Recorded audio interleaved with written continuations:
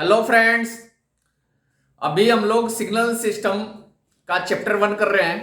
Chapter 1 में LNB ओपेनियम का solution देख रहे हैं। एलएनबी ओपेनियम का आज 1.28 प्रॉब्लम नंबर 1.28 का E number problem discrete time system दिया हुआ है। इसमें चेक करना है causal linear time invariant stable ये सारे हैं या नहीं है, ये चेक करना है। इसको देखेंगे। प्रॉब्लम में दे रखा है डिस्क्रीट टाइम सिस्टम वाईएन और एक्सएन। वाईएन आउटपुट है, एक्सएन इनपुट है। इसमें रिलेशन दे रखा है आउटपुट इक्वल टू इनपुट होगा, एक्सएन होगा। N greater than equal to 1 के लिए, एन इक्वल टू 0 के लिए आउटपुट 0 होगा, और n less than equal to -1 के लिए आउटपुट n+1 होगा। तो इसको हमको सबसे पहले लीनियर चेक करना है। क्या चेक करना है? लीनियर चेक करना है। लीनियरिटी के लिए क्या आप जानते हैं? लीनियर सिस्टम किसको बोलते हैं? x1n इनपुट दे तो आउटपुट y1n आए, x2n इनपुट दे तो आउटपुट y2n आए। हम तीसरा इनपुट लेट करेंगे x3n equal to ax1n plus bx2n, और इस सिस्टम में ए इनपुट के रूप में देंगे तो आउटपुट जो आए y3n इक्वल टू आए a/1n प्लस b/2n। अगर आता है तो हम बोलेंगे लीनियर सिस्टम है, अगर नहीं आता है तो लीनियर सिस्टम नहीं है। ठीक है, तो अगर यहाँ पे y1n फाइंड करेंगे तो y1n इक्वल टू x1n हो जाएगा। यहाँ भी x1n है, मतलब x1n अगर इनपुट देंगे तो आउटपुट y1n आएगा। वैसे ही अगर y2n फाइंड करेंगे तो इनपुट x2n देना पड़ेगा, 0 n इक्वल टू 0। केसेस लेके भी बना सकते हैं आप चाहे तो। Case 1 n greater than equal to 1, case 2 n equal to 0, case 3 n less than equal to -1। हम डायरेक्ट एक साथ ही बना रहे हैं, n less than equal to -1। Let कर लें। थर्ड इनपुट x3n है जो ax1n प्लस bx2n के बराबर है। मतलब पहले के इनपुट में मल्टीप्लाई भी हो रखा है, पहले के दो इनपुट ऐड भी कर रहे हैं। तो थर्ड आउटपुट जो आएगा y3n equal to a/1n plus b/2n आना चाहिए, तभी लिनियर होगा। दिख रहा होगा आपको, a/1n प्लस b/2n आना चाहिए, तभी एक लिनियर सिस्टम होगा। देखते हैं y3n a/1n प्लस b/2n आता है या नहीं आता है, चेक करते हैं। चेक ही करना है इसमें लिनियर है या नहीं। तो x3n हो जाएगा, जैसे y2n निकालने के लिए यहाँ x2n पुट किया था, वैसे ही y3n निकालने के लिए यहाँ हम x3n पुट करेंगे। ठीक है,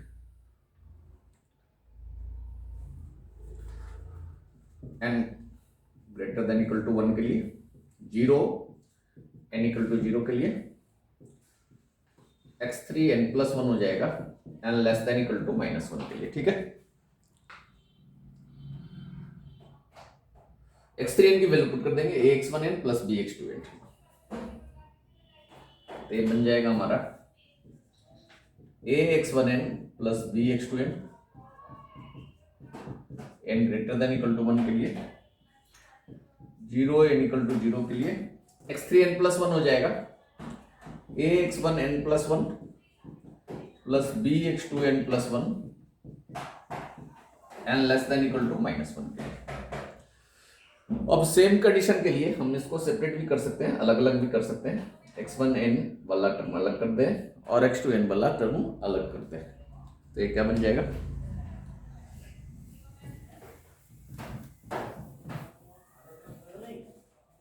इसको लिख सकते हैं ऐसा,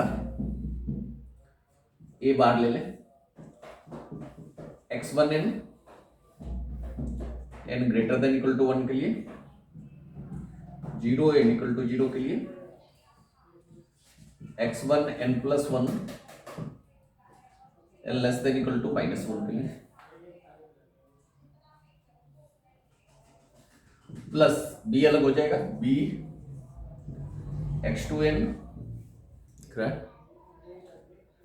n greater than equal to 1 के लिए, 0 n इक्वल टू 0 के लिए x2n plus 1 n less than equal to -1 के लिए, ठीक है।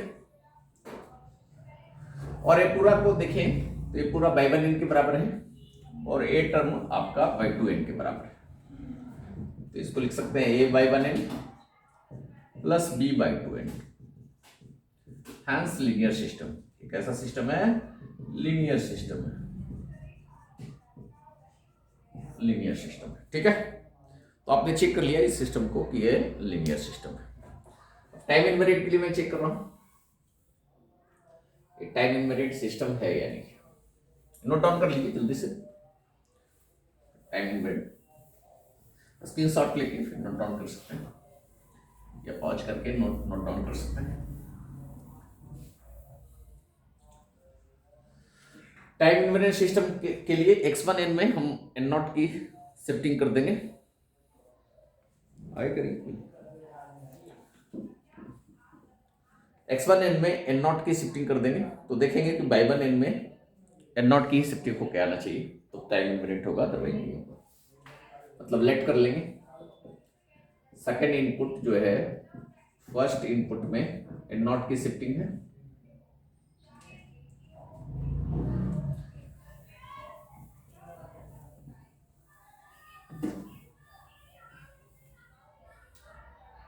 तो सेकेंड आउटपुट आपका क्या हो जाएगा? y2n equal to x2n n greater than equal to 1, 0n equal to 0, x2n plus 1 n less than equal to -1, ठीक है। अब x2n की वैल्यू यहां से हम पुट कर सकते हैं, x1n minus n0 n greater than equal to 1, 0 n equal to 0 put कर दिया। x2n की वैल्यू x1n माइनस n0 यहां से हमने पुट किया, x2n equal to x1n minus n0 और a बन जाएगा x1n minus n0 plus 1 n less than equal to -1 के लिए। इसको मैच कराना है कि ये बाई 1 n माइनस n0 के इक्वल है या नहीं। अगर ये बाई 1 n माइनस n0 के इक्वल होगा तो टाइम इनवेरिएंट होगा। तो बाई 1 n माइनस n0 यहां से हम फाइंड करते हैं, देखते हैं सेम वैल्यू आती है नहीं। n is replaced by n minus n0, n को n माइनस n0 से रिप्लेस करें, ये बन जाएगा x1 n minus n0, visual है, चलिए दिख रहा है, कोई दिक्कत नहीं।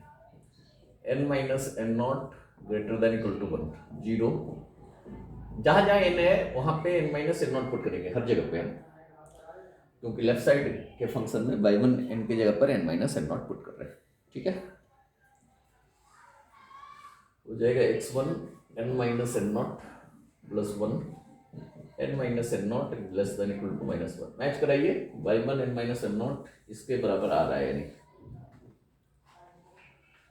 ये तो सेम है, x1 n माइनस n0 है, यहाँ n greater than equal to 1 है, यहाँ n minus n0 greater than equal to 1 है, सेम नहीं है ना, is not equal to by 1 n minus n0, so not time invariant,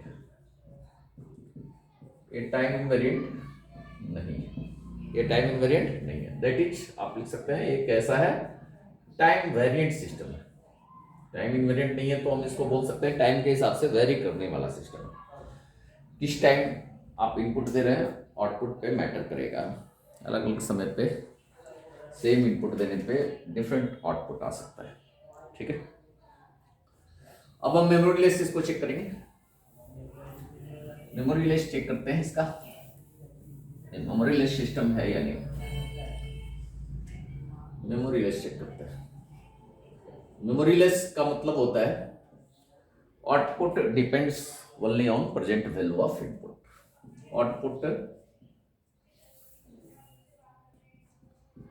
output depends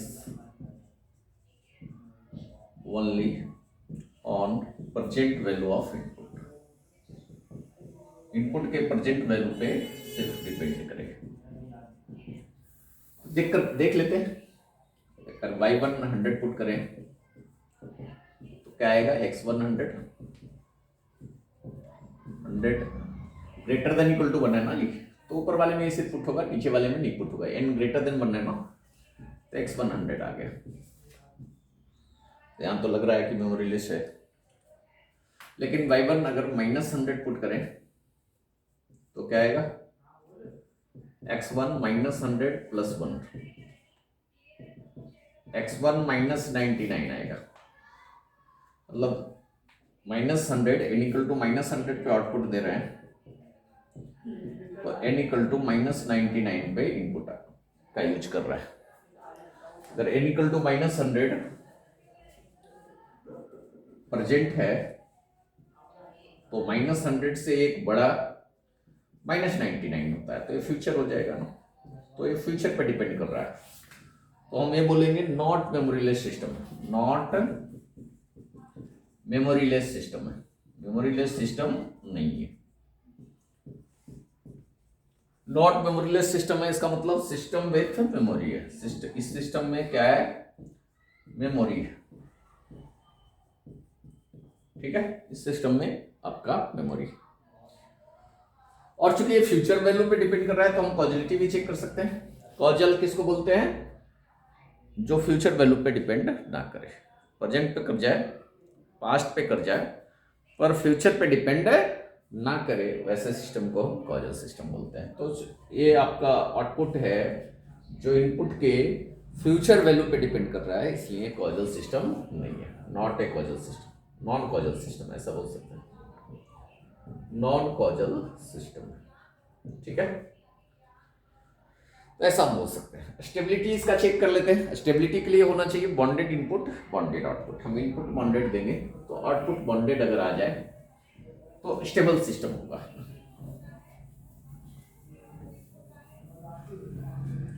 stable system के लिए होना चाहिए